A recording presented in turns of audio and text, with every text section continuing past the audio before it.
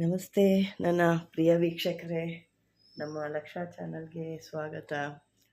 ವೀಕ್ಷಕರೇ, ಭಾಳ ದಿವಸ ಆಯಿತು ವಿಡಿಯೋ ಮಾಡಿ.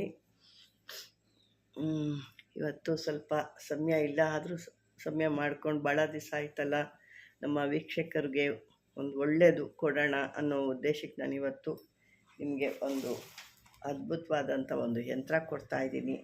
ಯಾಕೆ ಅಂತಂದರೆ, ಸಾಕಷ್ಟು ಜನ ಮನೆಗಳು ಕಟ್ತಾ ಇರ್ತೀರ, ಆ ಮನೆಗಳು ಕಂಪ್ಲೀಟ್ ಆಗೋದಿಲ್ಲ. ಕೆಲವು ಏನಾದರೂ ತೊಂದರೆಗಳು ಮಾಡಿರ್ತಾರೆ, ಈ ಮಾಟ ಮಂತ್ರಗಳು ಮಾಡೋದು, ಅಥವಾ ಮನೆಗಳಲ್ಲಿ ಪಾಯ ಆಗಿಬೇಕಾದ್ರೆ ಆ ಪಾಯದಲ್ಲಿ ಕೆಲವೊಂದು ಕೆಟ್ಟ ವಸ್ತುಗಳನ್ನ ಹಾಕ್ಬಿಡೋದು, ಅಥವಾ ಯಾವುದೋ ಒಂದು ವಸ್ತುನ ಅಲ್ಲಿ ಮಂತ್ರಿಸಿ ಅಲ್ಲಿ ಒಂದು ಜಾಗದಲ್ಲಿ ಚೆಲ್ಲೋ ಅಂಥದ್ದು. ಇವೆಲ್ಲ ಕೆಲವು ಮಾಡ್ತಿದ್ದಾಗ ಏನಾಗುತ್ತೆ, ಮನೆ ಕಟ್ಟೋರಿಗೆ ಪಾಪ ಹಣ ಖರ್ಚಾಗ್ತಿರುತ್ತೆ, ಮನೆ ಕಂಪ್ಲೀಟ್ ಆಗಲ್ಲ, ಅಥವಾ ನಾನಾ ರೀತಿ ಅಡೆತಡೆಗಳು ಕೂಡ ಭಾಳನೇ ಬರುತ್ತೆ. ಸಾಕಪ್ಪ, ಏನಕ್ಕೆ ನಾವು ಕೈ ಹಾಕಿದ್ವಿ ಒಂದು ಮನೆ ಕಟ್ಟಲಿಕ್ಕೆ ಅನ್ನೋದಾಗ್ಬಿಡಿ. ಎಷ್ಟೋ ಜನ ಕಟ್ಬಿಟ್ಟು ಅರ್ಧ ಬರ್ಧ ಆಗಿ ಇನ್ನೂ ಎಷ್ಟೋ ವರ್ಷದಿಂದ ಹಾಗೆ ಬಿದ್ದಿದೆ, ಪಾಳು ಮನೆಗಳ ಥರ ಹಾಗೇ ಬಿದ್ದಿರೋದು ಕೂಡ ನಾವು ನೋಡಿರ್ತೀವಿ. ಸಾಕಷ್ಟು ಜನ ಹೇಳ್ತಿರ್ತೀರ ಕೂಡ, ಅದು ಕಂಪ್ಲೀಟೇ ಮಾಡೋಕ್ಕಾಗ್ತಾಯಿಲ್ಲ, ಏನಾಗಿದೆ ಅಂತ ಗೊತ್ತಿಲ್ಲ. ಎಲ್ಲಿ ಹೋದ್ರು ಏನೋ ಮಾಡಿಸೋರೆ ಮಟ್ಟವ್ರೆ ಅಂತಾರೆ, ಏನೋ ಕೊಡ್ತಾರೆ ತಂದಿಕ್ತೀವಿ, ಆದರೂ ಇದು ನಮಗೇನೂ ವರ್ಕ್ ಆಗ್ತಾಯಿಲ್ಲ. ಇಂಥದಕ್ಕೆಲ್ಲ ಒಂದು ಪರಿಹಾರ. ಯಾಕೆಂದರೆ ಮನೆ ಅನ್ನೋದು ಒಂದು ಕನಸಿಂದದು. ನಮ್ಮ ಜೀವನದಲ್ಲಿ ಒಬ್ಬ ಮನುಷ್ಯ ಅಂದಮೇಲೆ ಜೀವನದಲ್ಲಿ ಒಂದು ಮನೆ ಕಟ್ಟಬೇಕು ಅಂತ ಪ್ರತಿಯೊಬ್ಬರಿಗೂ ಒಂದು ಗುರಿ ಇರುತ್ತೆ, ಒಂದು ಛಲ ಇರುತ್ತೆ. ಒಂದು ಜೀವನದಲ್ಲಿ ಒಂದು ಇರೋದಕ್ಕೊಂದು ಪುಟ್ಟ ಮನೆ ಮಾಡ್ಕೋಬೇಕಪ್ಪ ಅನ್ನೋದು ಪಾಪ ಮಧ್ಯಮ ವರ್ಗದವರು ಇದ್ದೇ ಇರುತ್ತೆ, ಎಲ್ಲರಿಗೂ ಇದ್ದಿರುತ್ತೆ, ಈ ಆಸೆ ಇರುತ್ತೆ.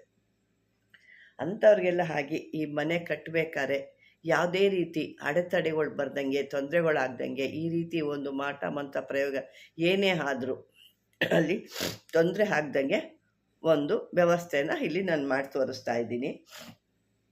ಇದು ಒಂದು ಯಂತ್ರ, ಇದನ್ನು ವೀರಾಂಜನೇಯ ಯಂತ್ರ ಅಂತ ಹೇಳ್ತಾರೆ. ಈ ವೀರಾಂಜನೇಯ ಯಂತ್ರನ ಮಾಡಿದಾಗ, ಯಾಕೆ ವೀರಾಂಜನೇಯ ಅಂದರೆ ನಿಮಗೆ ಗೊತ್ತಿದೆ, ಮಾಟ ಮಂತ್ರ ಭೂತ ಪ್ರೇತಗಳಿಗೆಲ್ಲ ಅವನು ಹಿಡಿದಿಡು ತುಳಿದು ಬಿಸಾಕೋ ಅಂಥವನು. ಅವನ ಮುಂದೆ ಯಾವ ಆಟನೂ ನಡೆಯೋದಿಲ್ಲ.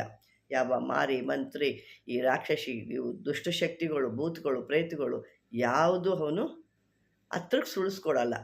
ಇವನ್ನ ಒಂದು ರೀತಿ ಒಂದು ತಗಡಿನಲ್ಲಿ ಬರೆದು ಇಟ್ಟಾಗ ಅದ್ಭುತವಾಗಿ ಕೆಲಸ ಮಾಡುತ್ತೆ. ಮತ್ತು ಯಾರಿಗಾದ್ರೂ ಈ ರೀತಿ ಮನೆ ಕಟ್ಟಿ ಅರ್ಧ ಬರ್ಧ ಆಗಿದೆ, ನಮಗೆ ಕಟ್ಟೋಕ್ಕೆ ಆಗ್ತಾ ಇಲ್ಲ, ಏನು ಮಾಡಿದ್ರೂ ಅಂತ ಅನ್ನೋರಿಗೆ ಇಂಥದನ್ನ ಒಂದು ಮಾಡ್ಕೊಳ್ಳಿ. ಅಕಸ್ಮಾತ್ ಕಟ್ಟಬೇಕಾದ್ರೆ ಏನು ತೊಂದರೆ ಇಲ್ಲ ಅಂದರೂ ಪರವಾಗಿಲ್ಲ, ಇಂಥದ್ದೊಂದು ಮಾಡಿಬಿಟ್ಟು ಆ ಪಾಯದಲ್ಲೋ ಅಥವಾ ಒಂದು ನೀವು ಕಟ್ಟೋಂಥ ಮನೆ ಜಾಗದಲ್ಲೋ ಒಂದು ಹಾಕಿದಾಗ ಮುಂದಕ್ಕೆ ಏನಾದರೂ ಮಾಡ್ತಾರೆ ಅಂದರೆ ಕೂಡ ಅಲ್ಲಿ ನಿಮಗೆ ತೊಂದರೆ ಆಗಲ್ಲ.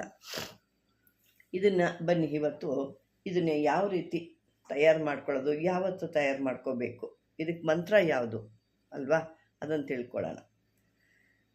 ಇದ್ರ ಮತ್ತು ಆಸ್ತಿಗ ಕೂಡ ಬರುತ್ತೆ. ಇದು ಕೆಲವರು ಆಸ್ತಿಗಳು ಮಾಡ್ಕೋಬೇಕಾದ್ರೆ ಆ ಒಂದು ಭಾಗ ಅಂತ ಏನು ಮಾಡ್ಕೊಳ್ತಾರೆ, ಡಿವೈಡ್ ಅಂತ, ಅದು ಮಾಡ್ಕೋಬೇಕಾದ್ರೆ ಕೂಡ ಕೆಲವೊಂದು ಇದು ಕೂಡ ಬರುತ್ತೆ. ಇದನ್ನು ಕೆಲವು ಆಸ್ತಿಗೆ ಹೋಗ್ತೀವಿ, ಕೇಳಲಿಕ್ಕೆ ಬಾಯೇ ಬರೋದಿಲ್ಲ, ಇಲ್ಲ ಜಗಳಗಳು ಮಾಡ್ಕೊಂಡು ಬರ್ತಾ ಇರ್ತದೆ.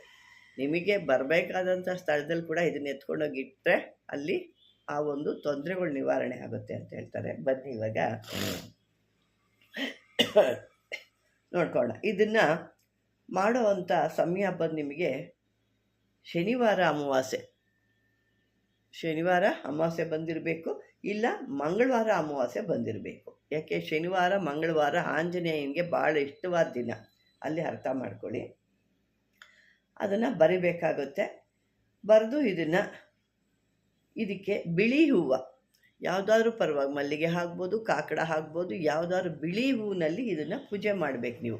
ಇದನ್ನು ಬರೆದು, ಅಂದರೆ ಇದಕ್ಕೆ ಗೋರೋಜನ, ಕಸ್ತೂರಿ, ಈ ಕೆಂಪು ಚಂದನ ಇದನ್ನು ಮಿಕ್ಸ್ ಮಾಡಿ ಬರಿಬೇಕು. ಕೆಂಪು ಚಂದನದಲ್ಲಿ ಇದನ್ನೆಲ್ಲ ಗೋರೋಜನ ಮತ್ತು ಈ ಕಸ್ತೂರಿ ಇವನ್ನೆಲ್ಲ ಹಾಕ್ಬಿಟ್ಟು ಅದರಲ್ಲಿ ತೇಯಬೇಕು. ತೇಯ್ದಾಗ ಏನಾಗುತ್ತೆ, ಎಲ್ಲನೂ ಮಿಕ್ಸ್ ಆಗಿ ಗಂಧದ ರೀತಿ ಬರುತ್ತೆ.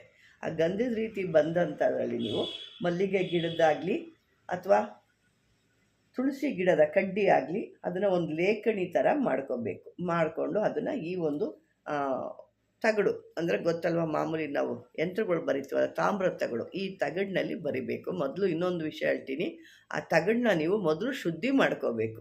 ಯಾಕೆಂದರೆ ಇಷ್ಟೆಲ್ಲ ಮಾಡ್ತೀವಿ ಅಂತಂದಾಗ ಆ ತಗಡು ಬರೆಯೋವಂಥದ್ದು ಏನಿರುತ್ತೆ ಅದು ಶುದ್ಧಿ ಆಗಿಲ್ಲ ಅಂದರೆ ನೀವೇನು ಬರೆದ್ರೂ ಕೆಲಸ ಆಗಲ್ಲ. ಅಲ್ಲಿ ತಿಳ್ಕೊಳ್ಳಿ, ಯಾರೇ ನಾವು ಒಂದು ಬರೆಯೋವಂಥವ್ರು ಈ ಒಂದು ವಿಷಯನ ನೀವು ತಲೆ ಒಳಗೆ ಇಟ್ಕೋಬೇಕು. ಅವಾಗ ಏನಾಗುತ್ತೆ, ನೀವು ಬರೆದಂಥದ್ದು ಅಥವಾ ಮಂತ್ರ ಹೇಳಿದಂಥದ್ದು ಕೆಲಸ ಆಗುತ್ತೆ. ಈ ಬರೆಯೋ ಅಂಥ ಒಂದು ತಗಡೆ ಶುದ್ಧಿ ಇಲ್ಲ ಅಂದರೆ, ಯಾಕಂದರೆ ಎಲ್ಲೆಲ್ಲೋ ತಯಾರಾಗುತ್ತೆ, ಏನೇನೋ ಮುಟ್ತಾರೆ, ಎಲ್ಲೋ ಬಿಸಾಕಿರ್ತಾರೆ, ಎಲ್ಲೋ ತರ್ತಾರೆ ಅದನ್ನು. ಹಂಗಾಗಿ ಇದನ್ನು ಶುದ್ಧಿ ಮಾಡ್ಕೋಬೇಕಾಗುತ್ತೆ. ಇದನ್ನು ಈ ರೀತಿ ಬರ್ಕೊಂಡು ಮಂಗಳವಾರ ಅಮಾವಾಸ್ಯೆ ಅಥವಾ ಶನಿವಾರ ಅಮಾವಾಸ್ಯೆ ಬಂದಿರಬೇಕು. ಅದರಲ್ಲಿ ಅವಂಥ ದಿವಸ ಇದನ್ನು ಈ ರೀತಿ ವಸ್ತುಗಳನ್ನೆಲ್ಲ ಹಾಕಿ ನೀವು ತಯಾರು ಮಾಡಿ ಇದನ್ನು ಬರ್ಕೋಬೇಕು. ಬರೆದು ಆದ ನಂತರ ಇದನ್ನು ರೋಲ್ ಮಾಡ್ರೂ ಮಾಡ್ಬೋದು, ಇಲ್ಲ ಅಂತಂದರೆ ಹಾಗೆ ಕೂಡ ಎತ್ಕೊಂಡೋಗಿ ನೀವು ಭೂಮಿ ಒಳಗಡೆ ಇಡ್ಬೋದು. ಇದಕ್ಕೆ ಒಂದು ಮಂತ್ರ ಕೂಡ ಇದೆ, ಆ ಮಂತ್ರ ನಾನು ಹೇಳ್ತೀನಿ, ಈಗ ಬರ್ಕೊಳ್ಳಿ.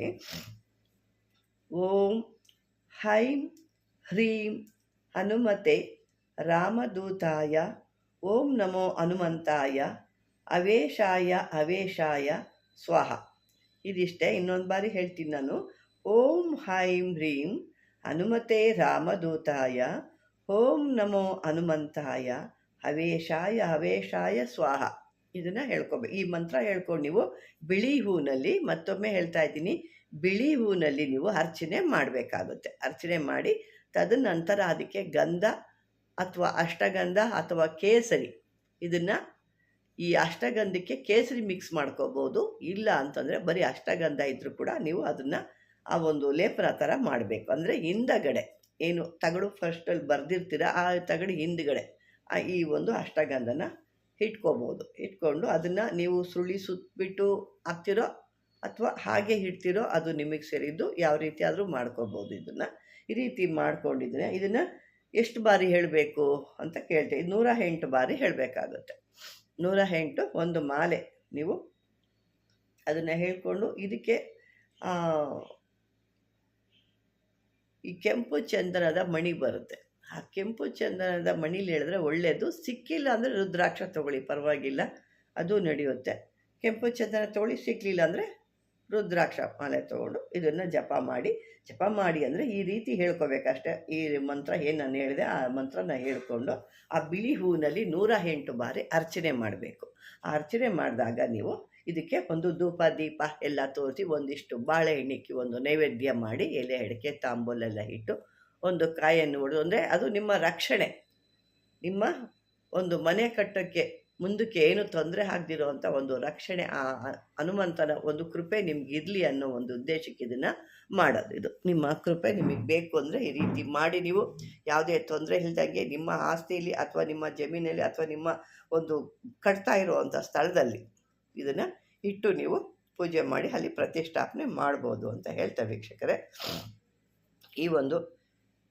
ಈ ಯಂತ್ರ ನಿಮಗೆ ಭಾಳ ಉಪಯೋಗ ಬಂದಿದೆ ಅಂದ್ಕೊತೀನಿ. ಈ ಒಂದು ವಿಡಿಯೋ ನಿಮ್ಗೆ ಇಷ್ಟವಾದರೆ ಲೈಕ್ ಮಾಡಿ, ಶೇರ್ ಮಾಡಿ, ಆದಷ್ಟು ಸಬ್ಸ್ಕ್ರೈಬರ್ ಮಾಡ್ಕೊಳ್ಳಿ. ಏನೇ ಇದ್ದರೂ ಕಾಮೆಂಟ್ ಬಾಕ್ಸಲ್ಲಿ ಹಾಕಿ, ಯಾವುದೇ ನಿಮ್ಮ ಪ್ರಶ್ನೆ ಇದ್ದರೂ ಕಾಮೆಂಟ್ ಬಾಕ್ಸಲ್ಲಿ ಹಾಕಿ, ಅದಕ್ಕೆ ನಾನು ಖಂಡಿತ ಉತ್ತರ ಕೊಡ್ತೀನಿ ಅಂತ ಹೇಳ್ತಾ, ಇನ್ನು ಸಾಕಷ್ಟು ಇಂಥವು ಬೇಕಾದಷ್ಟಿದೆ ನಾನು ಮುಂದಕ್ಕೆ, ಯಾಕೆಂದರೆ ಭಾಳ ದಿವಸ ಆಯಿತು, ನಾನು ಸ್ವಲ್ಪ ದಿವಸ ಸ್ಟಾಪ್ ಮಾಡಿದ್ದೆ, ಹಾಗಾಗಿ ಕಂಟಿನ್ಯೂಸ್ ಆಗಿ ನಾನು ಬ್ಯಾಕ್ ಟು ಬ್ಯಾಕ್ ಕೊಡ್ತಾನೆ ಇರ್ತೀನಿ ಅಂತ ಹೇಳ್ತಾ ವೀಕ್ಷಕರೇ, ಇದುವರೆಗೂ ನನ್ನ ವಿಡಿಯೋ ವೀಕ್ಷಣೆ ಮಾಡಿದ್ದಕ್ಕೆ ಧನ್ಯವಾದಗಳು.